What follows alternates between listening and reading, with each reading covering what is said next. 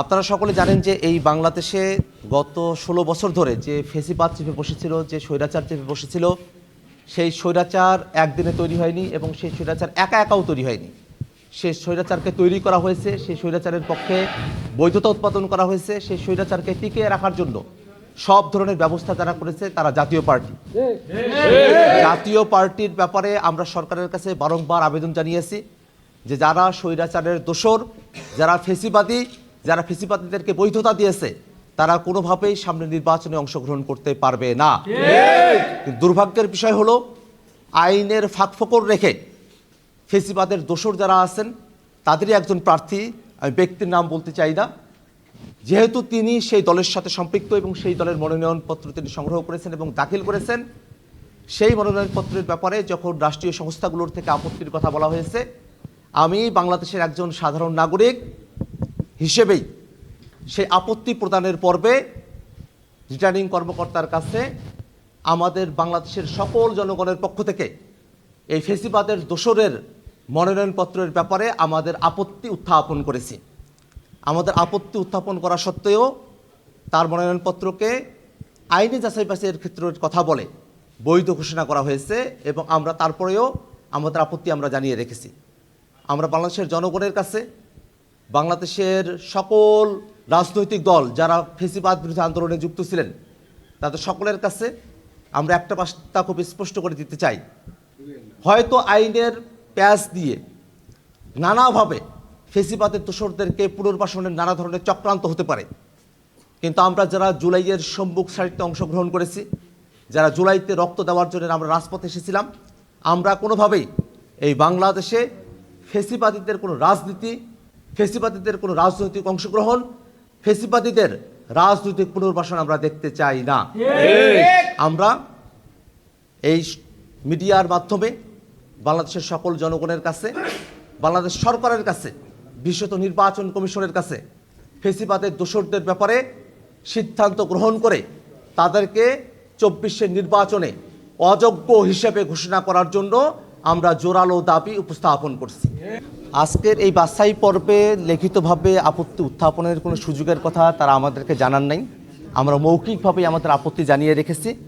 যদি আইনগত জায়গা থেকে এবং লিখিতভাবে আপত্তি জানানোর সুযোগের ব্যাপারে আমাদের কাছে কোনো ধরনের সুযোগ উপস্থিত হয়, আমরা অবশ্যই আমাদের পক্ষ থেকে ফরমালি সে সময়টাতে আপত্তি উত্থাপন করব। আপনি নির্বাচনের কথা জিজ্ঞেস করেছেন।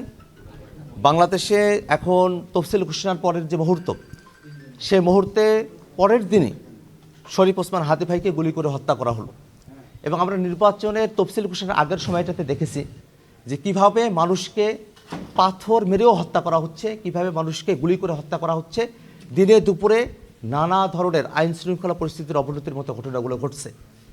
যদিচ নির্বাচনের যে মনোনয়নপত্র দাখিলের শেষ দিনে আমরা একটা উৎসবের আমেজ বিভিন্ন জায়গায় আমরা এটা প্রত্যক্ষ করেছি, অনাকাঙ্ক্ষিত ঘটনা সেই দিন ঘটে নাই, কিন্তু এই আশঙ্কার জায়গাগুলো রয়েছে যে যারা সন্ত্রাসী, যারা আমাদের ২৪-এর অভ্যুত্থানের সময়টাতে জনগণের উপরে গুলিবর্ষণ করেছে, মানুষকে পিটিয়ে মেরেছে, সেই সব সন্ত্রাসীরা এখনও ঘাপটি মেরে রয়েছে। সরকার এখনও পর্যন্ত সেই সব আওয়ামী ফেসিবাদী সন্ত্রাসী এবং তাদের দোসরদেরকে গ্রেফতার করতে সমর্থ হয় নাই, তাদেরকে গ্রেফতার করে নাই, তাদেরকে বিচারের আওতায় নিয়ে আসে নাই। এমত অবস্থায় যে কারো পরিণতি শরীফ ওসমান হাদি ভাইয়ের পরিণতির মতো হওয়ার মতো আশঙ্কা বিরাজমান রয়েছে। আমরা এমতো অবস্থায় সরকারের পক্ষ থেকে যে নিরাপত্তাগুলোর কথা বলা হয়েছে, সেই নিরাপত্তা ব্যবস্থা যতই গ্রহণ করা হোক না কেন, যদি অপরাধীরা রাস্তায় ঘুরঘুর করতে থাকে, যদি তাদেরকে গ্রেফতার করে শাস্তির আওতায় নিয়ে আসা না হয়, যত বড় বুলেট প্রুফ গাড়িতেই আপনি চড়েন না কেন, যে ধরনের পরিস্থিতিতেই আপনি থাকেন না কেন, কোনোভাবেই নিরাপত্তা নিশ্চিত করা সম্ভবপর হবে না।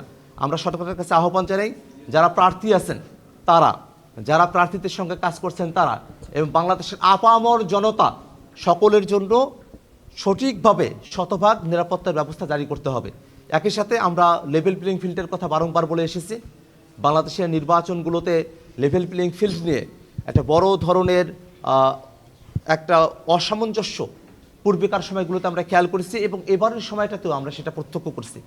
অনেকে অর্থের সরাসরির মধ্য দিয়ে নির্বাচনটাকে পাড়ি দিতে চান, অনেকে পেশি শক্তির বড়াই করে এই নির্বাচনটাকে পাড়ি দিতে চান।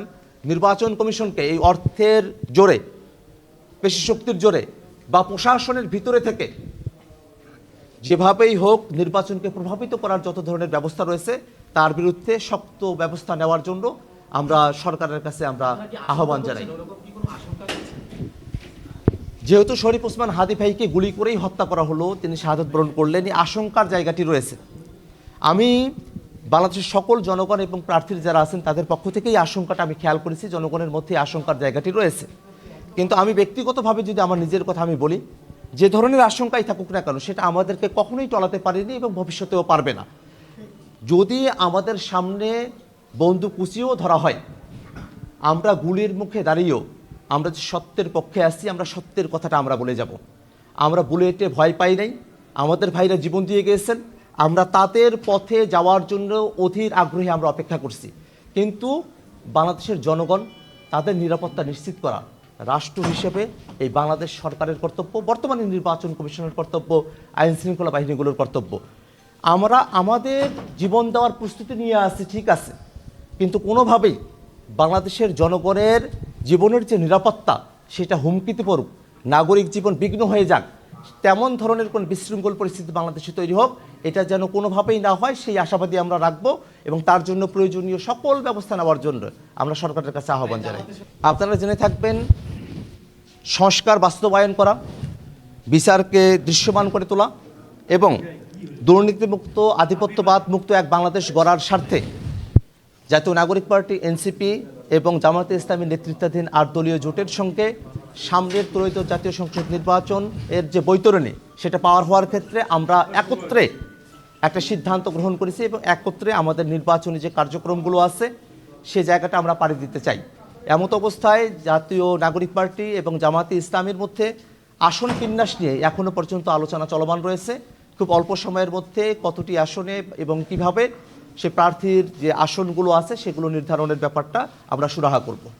আলহামদুলিল্লাহ, আল্লাহ রাব্বুল আলামিনের দরবারে লাখো কোটি শুকরিয়া এবং একই সাথে